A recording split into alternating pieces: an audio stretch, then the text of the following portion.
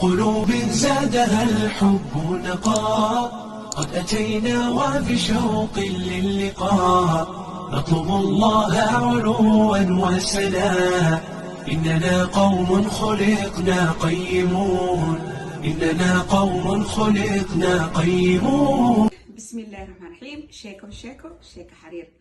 maanta waxaan soo qaaday buuggeena noo soo qaada oo sheekada ah.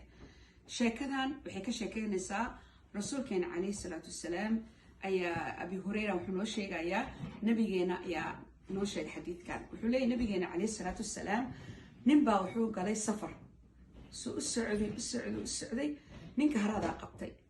haraad waxaa la dhahaa markuu qofka biyo u baahdo bas biyo u baahday asoo yaaban oo haraad haayo wuu socday mogtahay wuxuu arkay bi'irna waxaa la dhahaa ceelka waxaa weeyaan meelaha dhulka la qodayaa biyaha kasoo baxaya. biyo markay kasoo baxaan dadka biyaha way soo qaataan. wuu farxay alla ceelkan uu arkay wuu baxay ceelkii u degtay biyihii kasoo qaatay wuu cabay.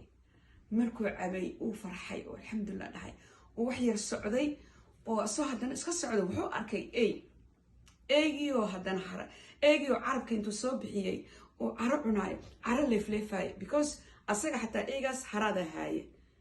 wuu fikir wuxuu yidhi allah eegan haraada haayo adiga suu hadaayi haraadka ku haaye allah wuxuu u baahan yahay eegan ina biyo la siiyo. wuu baxay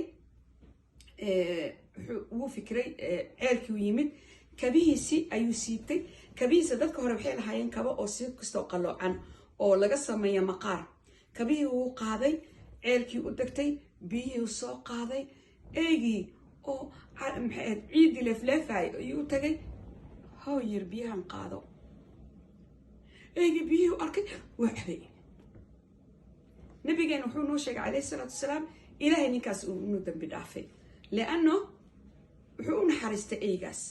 marka waxaa waaya qofka inuu eeyga u naxariisto qof baahan haddaa aragtidna inaa u naxariistid. maanta sheekadeennan intaasay noogu egtahay.